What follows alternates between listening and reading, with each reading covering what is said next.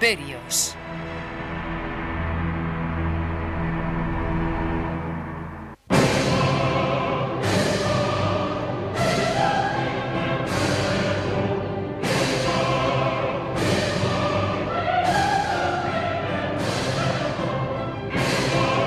Los fieles se estremecían de frío.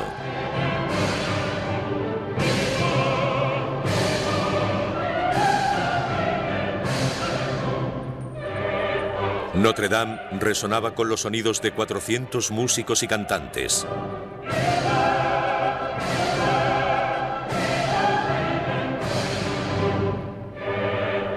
El joven nacido en la isla de Córcega avanzaba impaciente.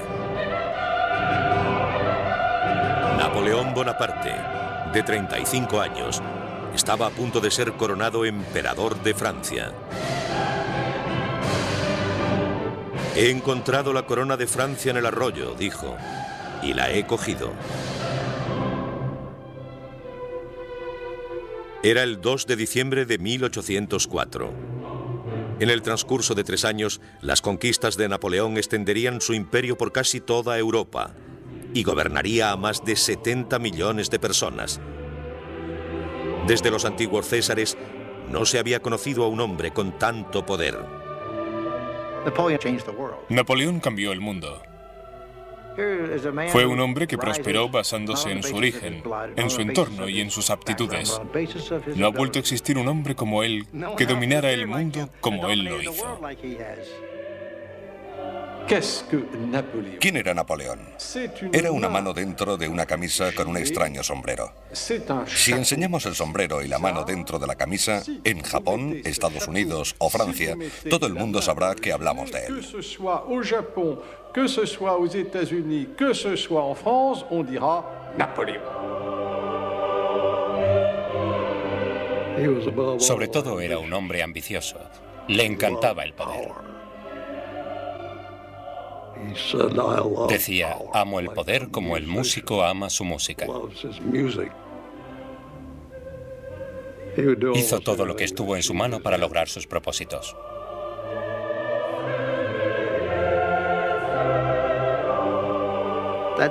Fue un hombre que desde sus comienzos muy humildes alcanzó un gran poder. Y en cuestión de 2 días lo perdió todo. Es asombroso que prosperara tan rápido y que cayera igual de rápido.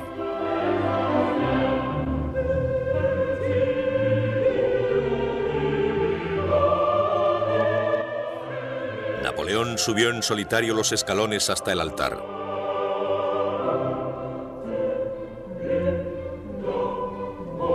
Tomó la corona con sus propias manos y la elevó. Luego la dejó caer sobre su cabeza. Napoleón.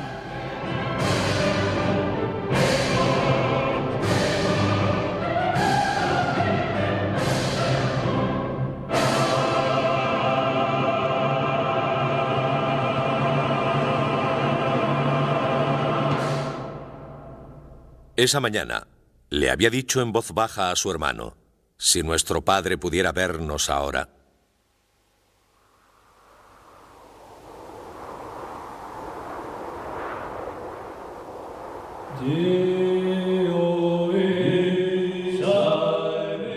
Primera parte. Hacia el destino.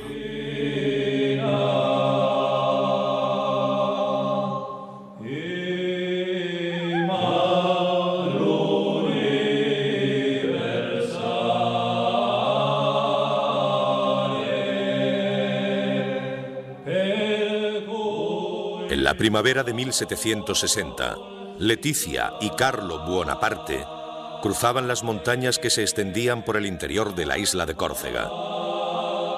Eran patriotas corsos, decididos a rechazar al ejército francés que había invadido su diminuta isla. Los corsos eran solo 100.000 o 120.000 personas, en su mayoría campesinos o pastores. Tenían pocas armas de fuego, poca pólvora, y tenían que defenderse contra una población de 22 millones de franceses. En aquel momento, el país más avanzado de toda Europa.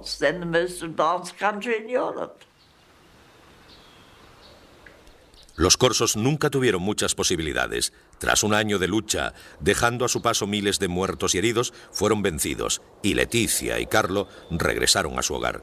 Leticia estaba embarazada de 6 meses. Salve Santa Valens.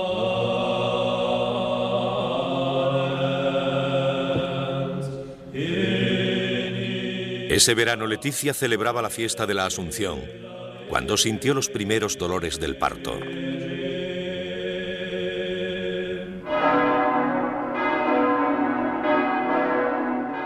Un poco más tarde, el 15 de agosto de 1769, daba a luz a su hijo, Napoleone Bonaparte. Nacido justo después de la amarga conquista francesa, Napoleón pasaría su infancia odiando a Francia, el país que él mismo gobernaría algún día. Nací cuando Córcega moría, escribiría Napoleón tiempo después. 30.000 franceses se lanzaban contra nuestras costas, ahogando el trono de la libertad en olas de sangre. Los llantos de los moribundos, los gemidos de los oprimidos y las lágrimas de los desaparecidos rodearon mi cuna desde el momento de mi nacimiento. Córcega era ahora una colonia francesa. Situada en el Mediterráneo, entre Francia e Italia, durante siglos, Córcega resistió ferozmente a los invasores, romanos, moros y genoveses. Tras la victoria francesa, los corsos rebeldes huyeron hacia las montañas donde continuaron su lucha. Pero el padre de Napoleón, Carlo, un estudiante universitario de 23 años, se rindió fácilmente. Pronto llevaría pelucas empolvadas, levitas bordadas y zapatos con hebillas de plata. Napoleón nunca le perdonó que traicionara su herencia corsa. Tiempo después diría de él que le gustaban demasiado los placeres. Creo que Napoleón siempre guardó rencor a su padre por haberse sometido. Pero pobre Carlo, sabía que había perdido la batalla. Se dio cuenta que los franceses ya estaban allí. Por eso decidió vivir con ellos e intentar hacerlo lo mejor posible. Carlo empezó a ejercer como abogado y ganó las elecciones a la Asamblea Corsa. Su estima aumentó ante los gobernantes franceses. Pero Napoleón pocas veces dijo algo bueno sobre él. Dejaba sus oraciones para su madre, la bella y tenaz Leticia. Como madre, diría, era única.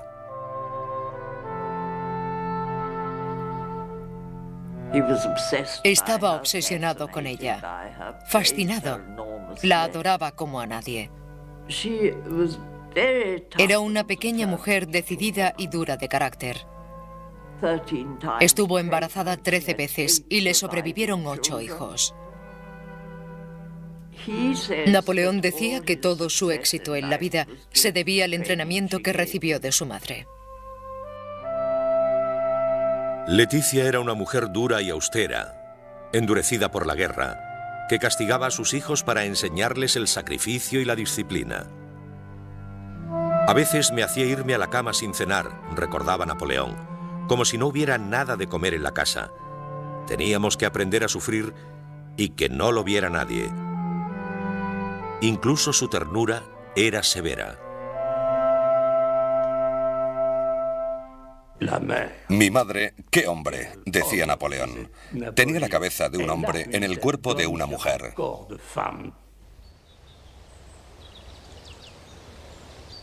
Carlo y Leticia eran propietarios de una casa en el campo y de otra en la ciudad, símbolos de su posición social. Eran aristócratas corsos, pero no eran ricos. Con 8 hijos, lucharon por sobrevivir en una isla que se había ido empobreciendo durante siglos. La ambiciosa pareja creía que Córcega no tenía nada que ofrecerles a ellos o a sus hijos. Solo podría hacerlo un país, el país que había vencido al suyo, Francia.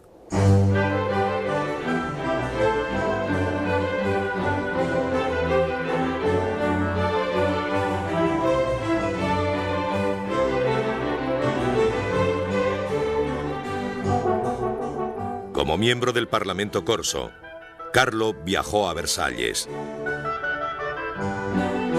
Allí fue testigo del esplendor de la corte francesa con toda su majestuosidad.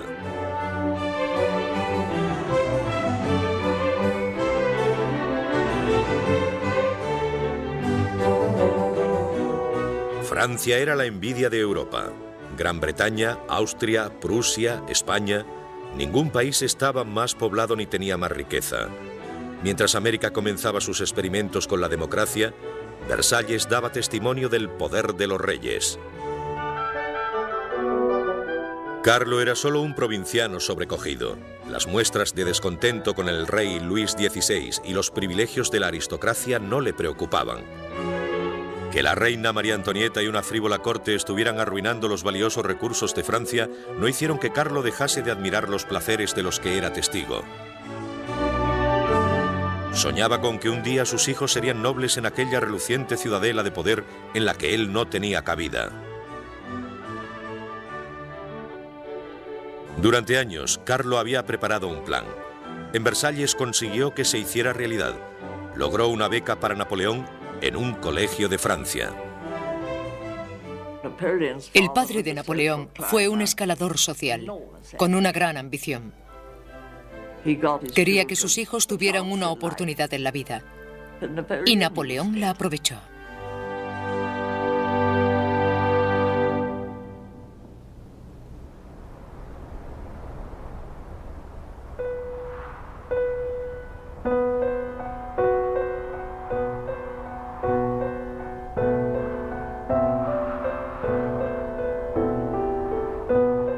Napoleón pisó Francia por primera vez en el invierno de 1778.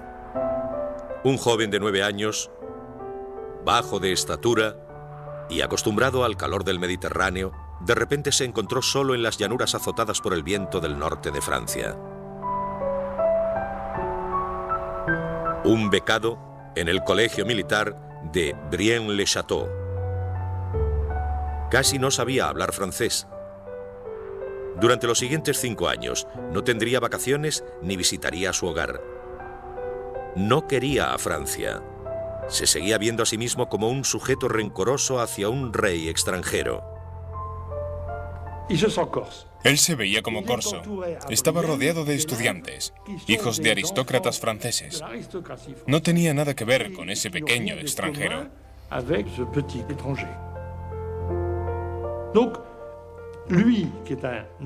Era muy orgulloso, por eso se apartaba de todos.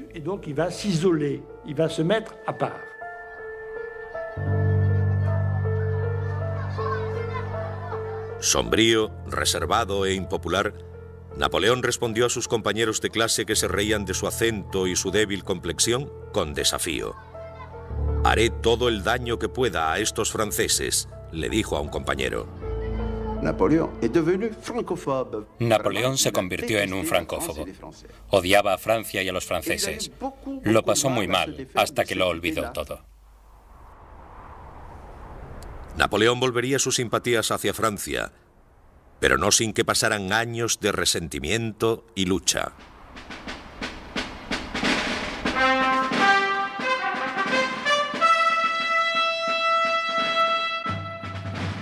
Tenía 15 años cuando fue admitido en la Real Academia Militar de París.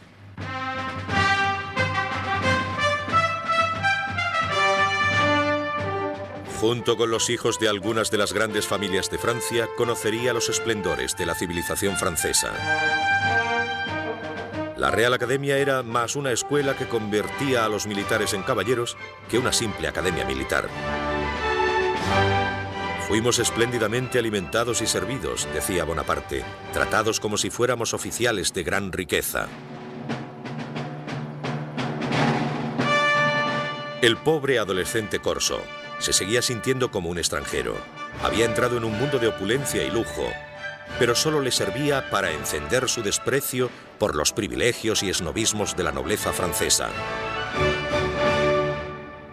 Un profesor lo describió como callado y solitario, claramente egoísta, orgulloso, ambicioso y que aspiraba a todo. Llegaría lejos, decían sus informes escolares, en circunstancias favorables. Empezó su aprendizaje como soldado cuando tenía 16 años. Un sencillo subteniente entrenando con la mejor unidad de artillería del ejército francés. Se especializó en cargar bayonetas, cañones y en disparar, desplegando a sus hombres. Había comenzado una de las mejores carreras de la historia militar. La auténtica base de Napoleón como soldado fue el entrenamiento que recibió como oficial del regimiento. Podía lanzar cañones y construir carros de combate. Tuvo que aprender las obligaciones de cualquier tipo de artillero. Muy pronto se dieron cuenta de que era un oficial de compañía muy eficiente. Il manifeste à ce moment-là un souci. Durante esta época, Napoleón mostró un gran deseo por aprender. Leyó historia, autobiografías militares, leyes, algo de ciencia. Quedó impresionado después de leer a Rousseau y a los filósofos del siglo de las luces. Libertad, igualdad y supresión de los privilegios.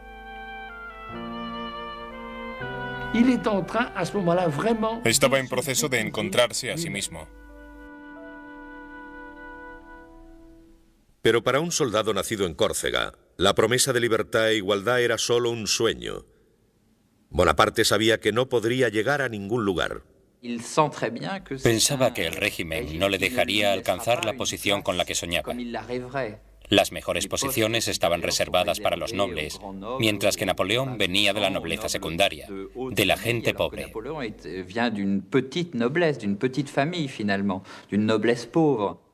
Frustrado por sus ambiciones militares, Bonaparte soñó con hacerse famoso como escritor y escribió una breve historia sobre Córcega. Incluso intentó hacer una novela. Estaba furioso con el régimen porque le condenaba a soñar con su destino. Tan solo podía escribir novelas, pero quería que su vida fuera como esas novelas, y aquello no era posible bajo el viejo régimen.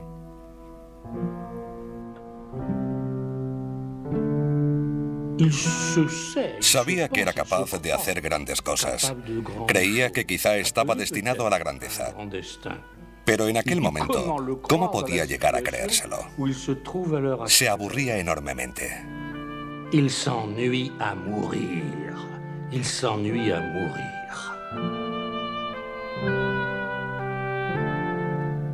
Siempre solo entre hombres, escribió Bonaparte. Llego a casa para soñar y para dedicarme con todas mis fuerzas a la melancolía. Mis pensamientos se detienen en la muerte. ¿Qué ira me conduce a desear mi propia destrucción? No hay duda, porque no veo lugar para mí en este mundo. Fue la revolución lo que liberaría a Bonaparte.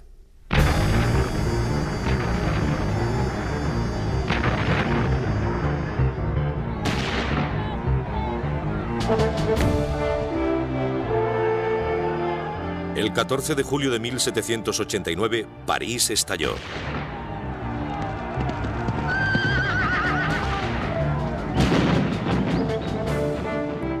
Una multitud enfurecida se lanzó a las calles gritando libertad, igualdad y fraternidad.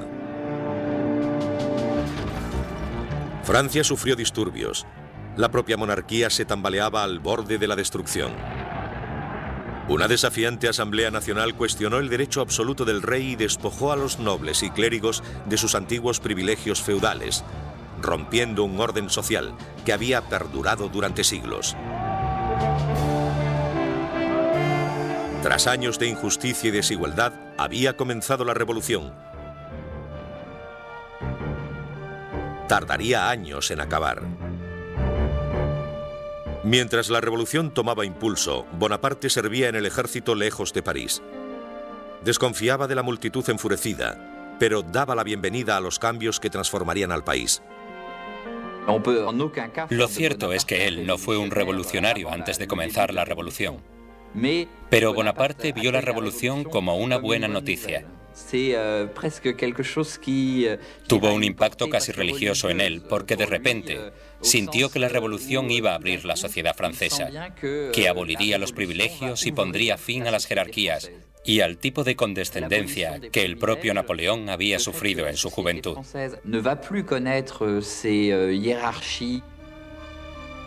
Toutes ces cascades de mépris dont a beaucoup souffert le jeune Napoléon dans sa jeunesse. Bonaparte era un hombre de su tiempo, y tener 20 años en 1789 fue decisivo para él. Su destino y el destino de todo el país coincidirían.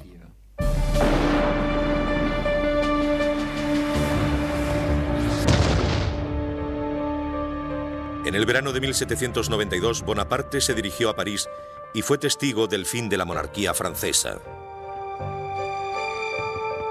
En junio, una multitud asaltó el Palacio de las Tullerías y mostró al rey el gorro rojo de la revolución.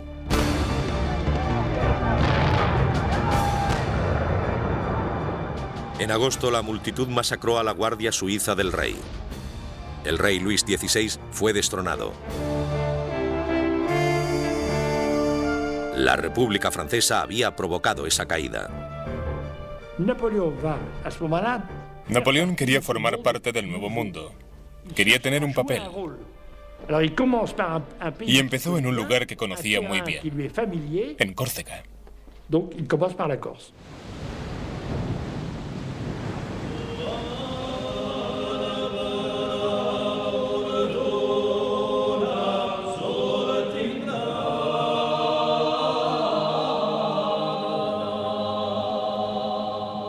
Bonaparte tenía 23 años, era un revolucionario idealista cuando abandonó el ejército francés y regresó a Córcega. La República Francesa había tomado a Córcega como parte de Francia y había dado a los corsos todos los derechos y libertades de los ciudadanos franceses. Bonaparte, un teniente de la Guardia Nacional de la isla, se lanzó a la política corsa. Pasquale Paoli era el gobernador de la isla. Paoli había sido el héroe de la infancia de Bonaparte, el líder de la guerra corsa contra Francia. Ahora Bonaparte soñaba con alcanzar el poder al lado de Paoli.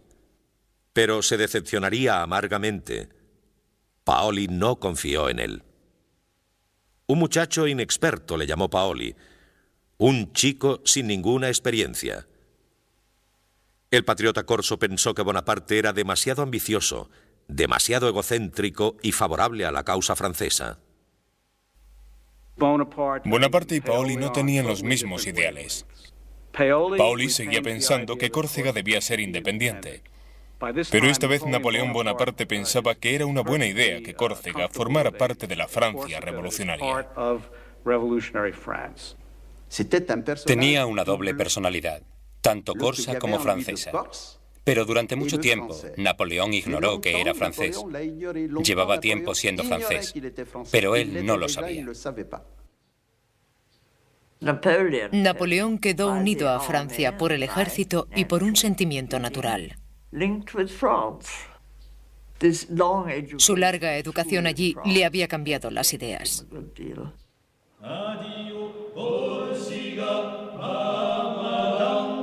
Napoleón no tardó en convertirse en el líder de la facción opositora a Paoli. La rivalidad entre los dos se extendió por toda la isla, intensificando la lucha política entre los dos hombres. Los partisanos de Paoli y los de Bonaparte estaban en guerra. Al final, Paoli demostró que era más fuerte. El hogar de Bonaparte fue saqueado y este obligado a huir a las montañas.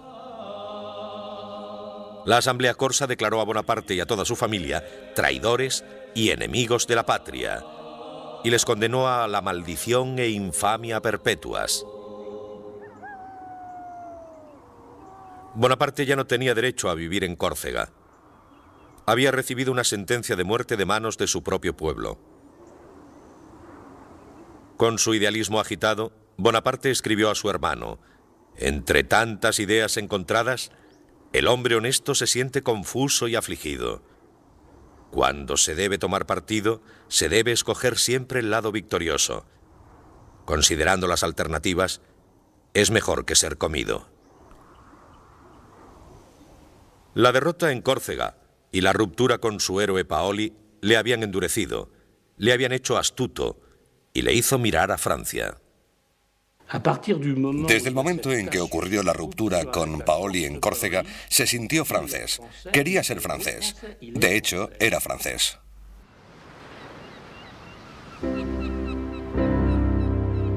En junio de 1793, embarcó hacia Francia con su madre viuda, sus 3 hermanos y sus 3 hermanas, refugiados que llevaban con ellos todo lo que tenían en el mundo.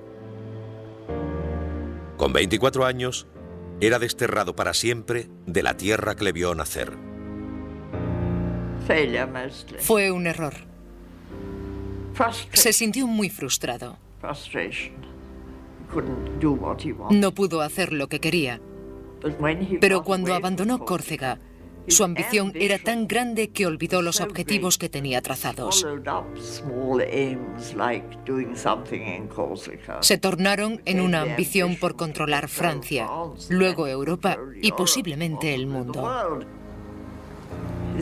Su ambición le hizo olvidar las esperanzas y errores de su niñez.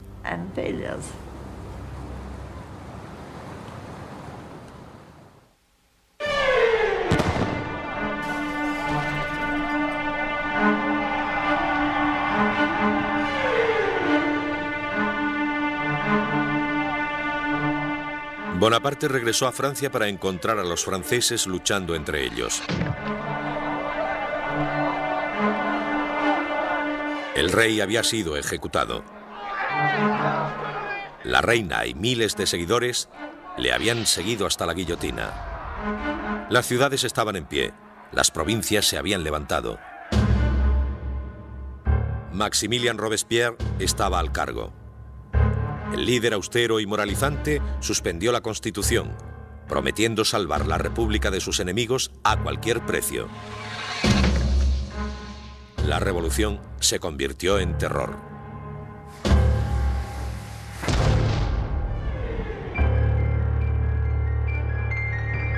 Desgarrada por la guerra civil, Francia estaba en lucha casi con toda Europa.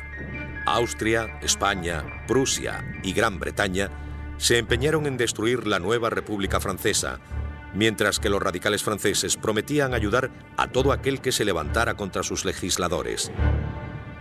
Readmitido en el ejército como capitán de artillería, Bonaparte fue destinado a Toulon, una ciudad de 28.000 habitantes en la costa sur, que se había rebelado contra la República, cediendo su puerto a los ingleses. La flota inglesa defendió la ciudad desde el puerto. Un joven Bonaparte de 24 años creyó saber cómo hacerles huir. Sostuvo que si sus soldados podían apoderarse de los mandos que comandaban el puerto, podrían bombardear la flota y hundirla. La ciudad caería. Era un plan sencillo, pero ninguno de los generales quiso escucharlo. El ejército francés de la Revolución parecía a veces un paraíso de ineptos. Los generales de Tolón eran incompetentes. Finalmente, un general escuchó sus planes y dijo: naturalmente. Esta fue la primera gran oportunidad de Bonaparte. Con los oficiales de la aristocracia huyendo del país, había un gran vacío. Una oportunidad para una rápida promoción para soldados que pudieran demostrar su valía en la batalla.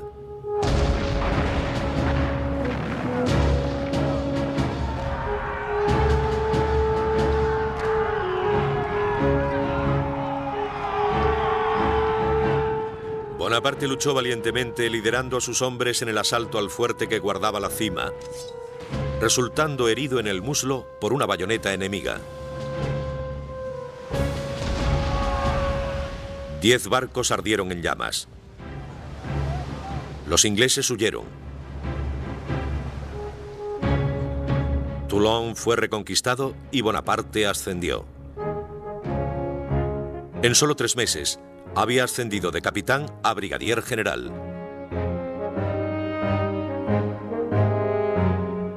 Este joven oficial trajo con él una extraña audacia y la más infatigable de las energías, escribió sobre él un general. Si necesitaba un momento de descanso, lo hacía sobre el suelo envuelto en su levita. Toulon fue importante en la vida de Napoleón porque fue allí donde todo empezó. Pero hay que decir que sus acciones no tuvieron nada de especial. Cualquier joven oficial hubiera hecho lo mismo, pero le tocó a Napoleón y eso le hizo famoso. La República continuaba la lucha por su vida, enfrentándose con sus enemigos más allá de las fronteras, con revueltas dentro del propio país.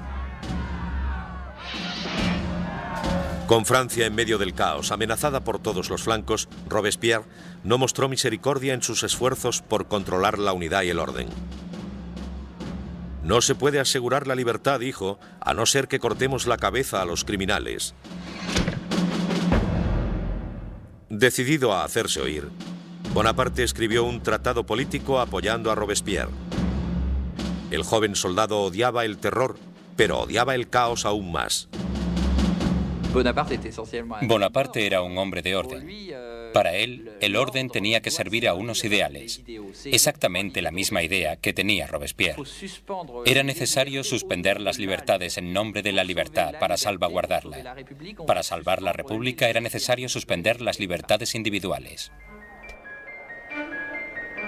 En el verano de 1874 cayó el gobierno de Robespierre. Ahora les tocaba morir a los que habían sembrado el terror, incluido Robespierre.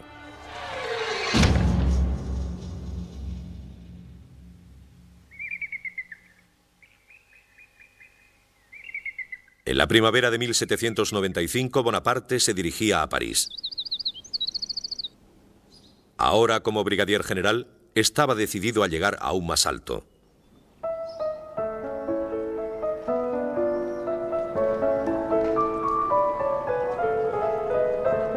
Francia tenía un nuevo gobierno constitucional. La guillotina, los disturbios callejeros, la guerra aún candente en la frontera, todo parecía olvidado.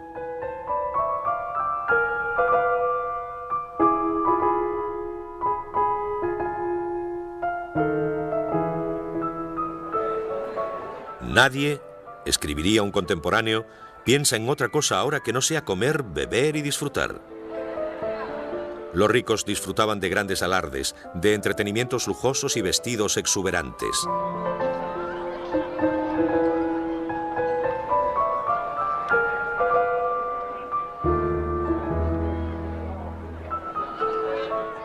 Bonaparte frecuentaba los salones donde las mujeres que dominaban la sociedad parisina salvaguardaban la corte.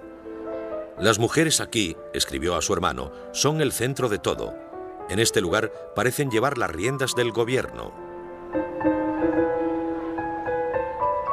Pero no se relacionaban con él. Era un ambicioso soldado más.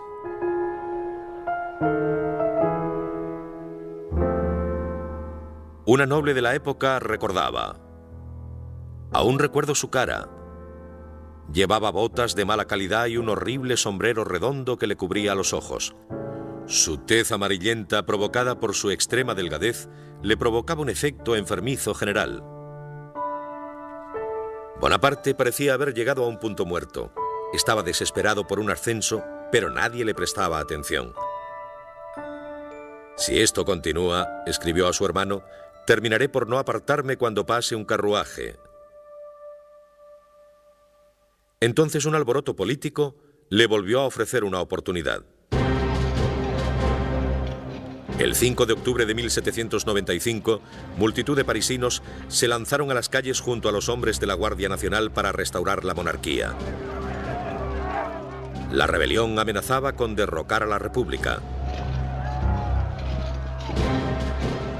El gobierno llamó a Bonaparte para que detuviera el ataque. No había muchas más posibilidades. Cuando estalló esta rebelión, no había ningún general competente en París. Pero allí estaba el joven Bonaparte. Era un hombre de convicciones. Había que darle esa misión. Napoleón no iba a ser discreto.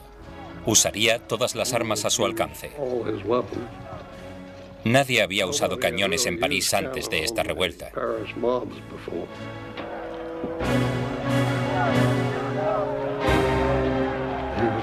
Estaba dispuesto a disparar.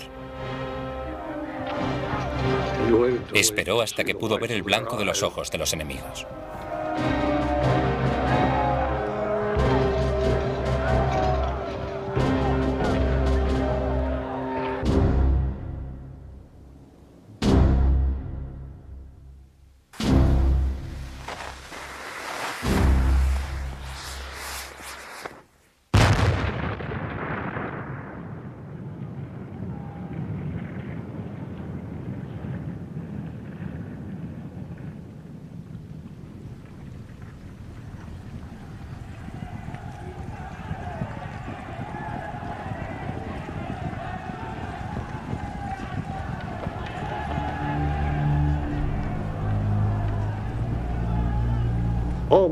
Todo terminó casi con un solo cañonazo. Probablemente mató a cientos de personas. No era un hombre muy famoso en las bases, pero después de aquello se convirtió en el hombre de las calles de París. Bonaparte escribió a su hermano: "El enemigo nos atacó. Matamos a muchos de ellos. Ahora todo está en calma. No puedo sentirme mejor".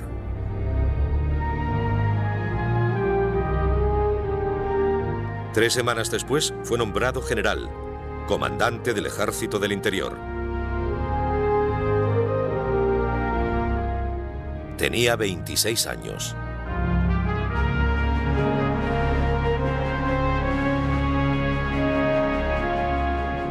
Bonaparte era ahora un hombre a tener en cuenta.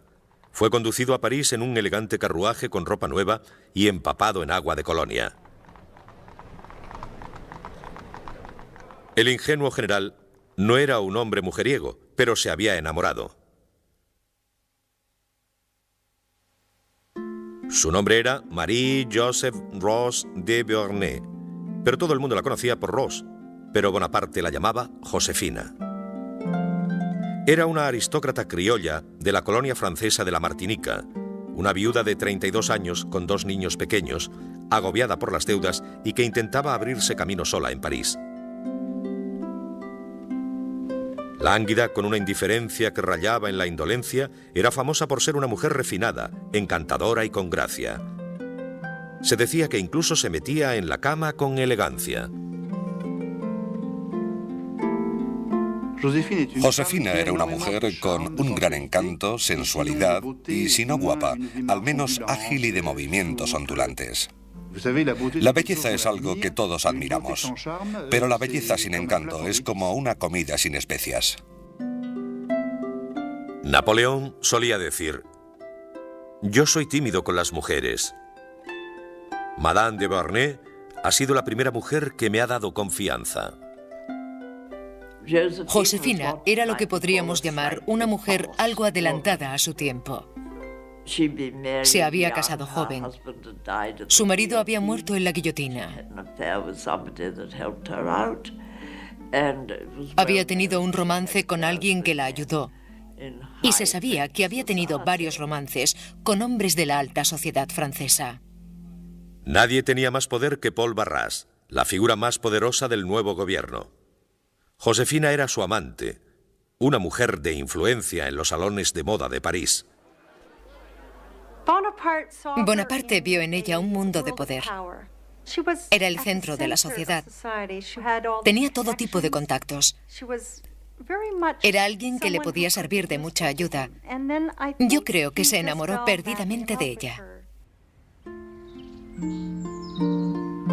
Josefina vivía en una pequeña casa con un bonito jardín. Había quien decía que Barras le pagaba el alquiler. Pero Barras estaba empezando a cansarse de ella. Ahora Bonaparte era el que la visitaba. Él le escribía: "Dulce e incomparable Josefina, me despierto pleno de ti. El recuerdo de los placeres de la última noche no dejan descansar a mis sentidos.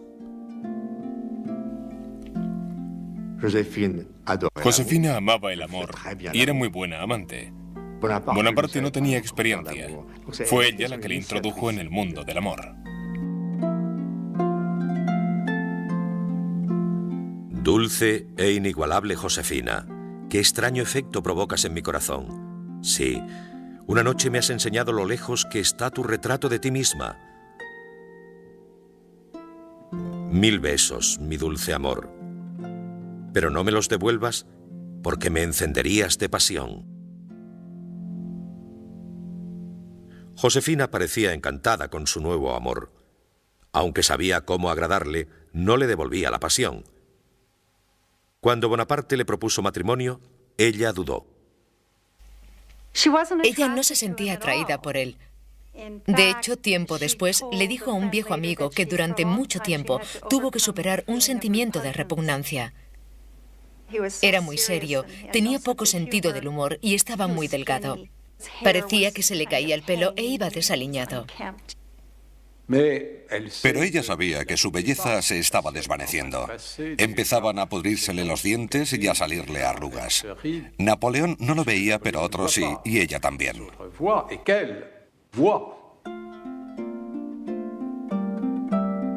Su aspecto decaía y sus dudas se amontonaban. Necesitaba un protector. El 9 de marzo de 1796, Napoleón Bonaparte y Josefina de Beauharnais contraían matrimonio. Un medallón esmaltado en oro fue el regalo de boda del general a su novia. En él hizo grabar las palabras «Hacia el destino».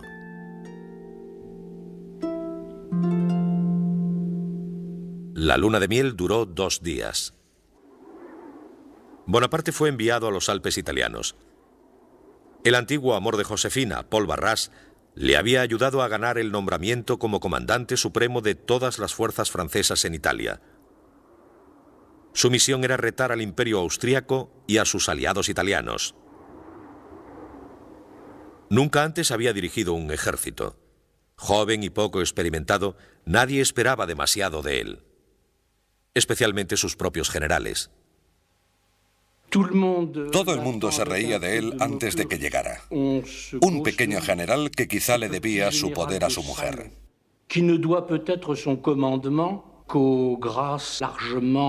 Entonces llegó él, y al momento, los veteranos que se habían reído de él entendieron perfectamente que él estaba al cargo de todo.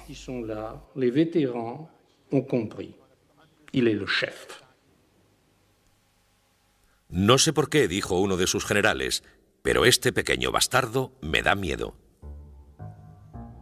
El ejército de Bonaparte no estaba en condiciones de ganar batallas. Llevaba casi 2 años estancado por las acciones incompetentes de los comandantes en las colinas. El ejército estaba en la miseria. No podían pagarles, ni alimentarles, ni darles un uniforme. Solo decirles que invadieran el territorio enemigo y que se quedaran con lo que encontrasen. Entonces llegó este mocoso de 26 años que ni siquiera era francés, era corso. Y en su mal francés dijo: si seguís conmigo os conduciré a los valles más fértiles del mundo. Soldados, dijo, estáis desnudos y muertos de hambre. La fama no brilla sobre vosotros. Yo os guiaré hasta las llanuras más fértiles del mundo. Provincias ricas y grandes ciudades caerán bajo vuestro poder. Allí encontraréis el honor, la gloria y las riquezas. Les cautivó. Era un magnífico actor. Era capaz de reír, sonreír y de repente apasionarse e inspirar miedo, horror y furia.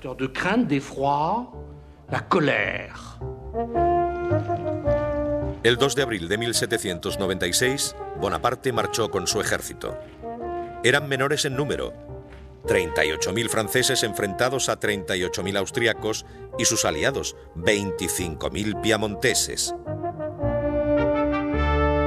Bonaparte planeó aislar a los austriacos de los piamonteses y luego conquistarles por separado. Primero, atacaría al Piamonte. La idea de Napoleón fue siempre intentar ser superior en número en cualquier lugar. Por eso intentó dividir a sus enemigos para compensar la falta de hombres en su ejército.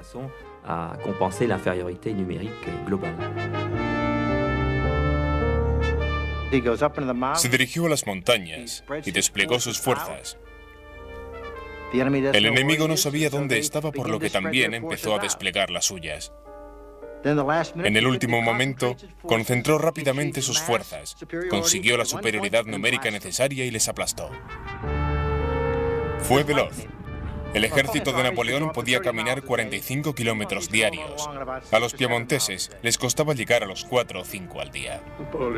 Napoleón dijo que no había nada de teoría en la guerra. Hay que hacer lo que hay que hacer y hacerlo rápido. Sorprender al enemigo y dejarle atónito si se puede. Moverse rápidamente y ser cruel con él. En solo 2 semanas ganó 6 batallas. Hizo miles de prisioneros y acabó con el ejército piamontés. Uno de los oficiales piamonteses se quejaría después. Enviaron a un loco que atacaba a derecha e izquierda, por detrás y por delante. Es una forma intolerable de hacer la guerra. El 26 de abril, el Piamonte se rindió. Bonaparte pidió oro y plata y pagó a sus tropas el primer dinero auténtico que veían en muchos años.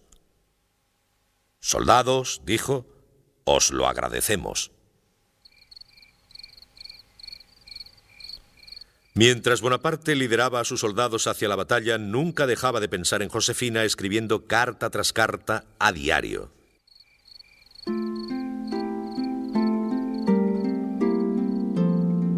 «No paso un día sin pensar en ti, mi amada», le escribiría, «ni una noche sin tenerte entre mis brazos. Maldigo la gloria y la ambición que me mantiene lejos de mi alma y de mi vida. Siempre que tengo problemas para solucionar algo, pongo la mano en mi corazón donde late tu retrato. Solo tengo que mirarlo y mi amor es la felicidad completa. Un beso a tu corazón y otro mucho más abajo, mucho, mucho más abajo».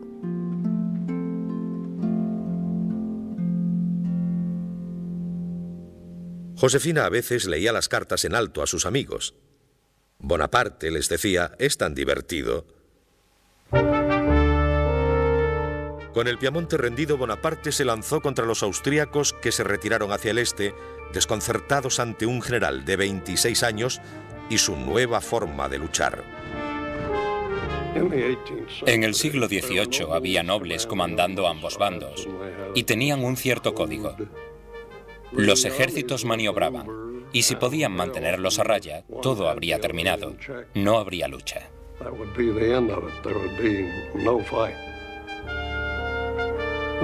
Napoleón fue de alguna manera el primer general moderno. No se acomodó a esos viejos excéntricos del otro bando.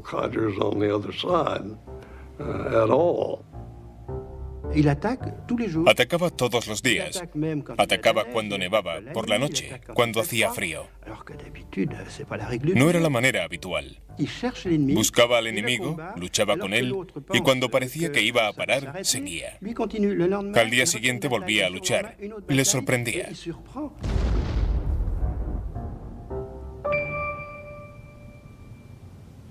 Mientras los austríacos huían, su retaguardia esperaba detener a Bonaparte, haciéndole parar en la pequeña ciudad italiana de Lodi. Fortificaron un estrecho puente de madera con 14 cañones y 3 batallones, desafiando a Bonaparte a que lo cruzara. El general ordenó un simple asalto frontal en el puente. Todo dependería de la valentía de sus hombres.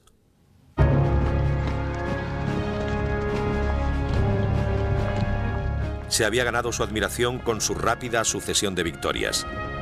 Ahora descubriría si también se había ganado su confianza. ¿Cómo se anima a los hombres a hacer algo así? Es cuestión de carisma. Tenía una tremenda presencia. Napoleón era un maestro a la hora de motivar a sus soldados.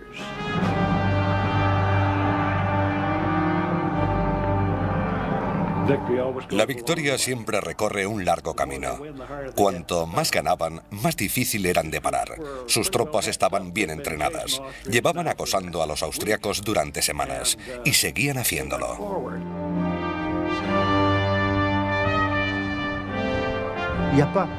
No había tácticas.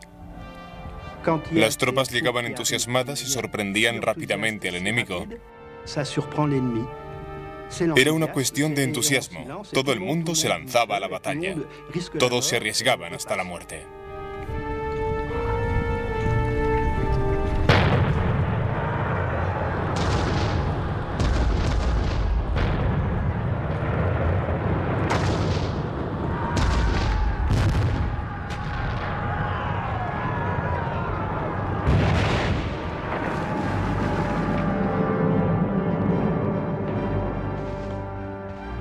Con sus hombres enfrentándose al fuego enemigo, Bonaparte también tomaba parte en la batalla. Él se encargaba del cañón, que era un trabajo físico, pero siempre estaba de pie con ellos.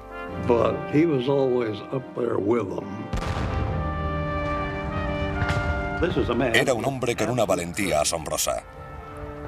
Estaba siempre donde se le necesitaba.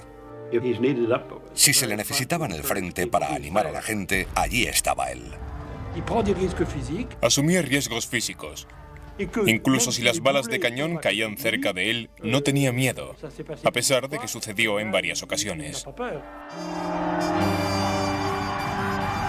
Los franceses cruzaron la mitad del puente y tuvieron que volver bajo una lluvia de fuego.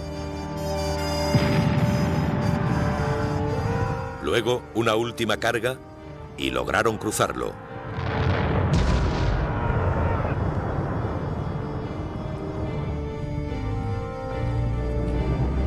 Las armas austriacas quedaron en silencio. Pensaron que estarían a salvo bajo el puente y de repente los franceses lo cruzaron y derrotaron a los pocos que quedaban vivos. Fue una operación espectacular. No fue una gran batalla. Las bajas no fueron demasiadas, pero había impuesto su deseo a sus propios hombres y al enemigo. No fue una gran victoria. De hecho, el ejército austriaco escapó. Pero Bonaparte se había ganado el respeto y la devoción de sus hombres. Salió de allí sudoroso, mugriento y cubierto de pólvora. A las tropas les gustó aquello. Empezaron a llamarle el pequeño jefe. Se identificaba con ellos. Era de los suyos.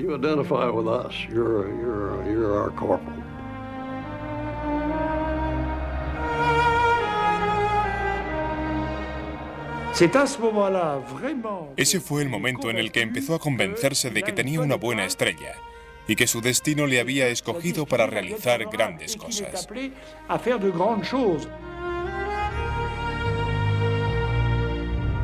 Todavía no han visto nada, dijo Bonaparte a uno de sus generales. En esta época, nadie tiene la más ligera concepción de lo que es la grandeza. Me corresponde a mí darles ejemplo. Algo ocurrió en aquel momento, algo quizá inexplicable. Fue como un destello.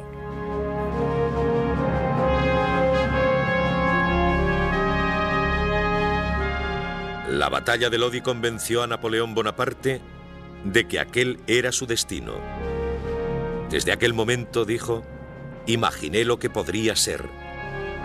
Ya sentía la tierra huyendo bajo mis pies como si me estuviera transportando al cielo.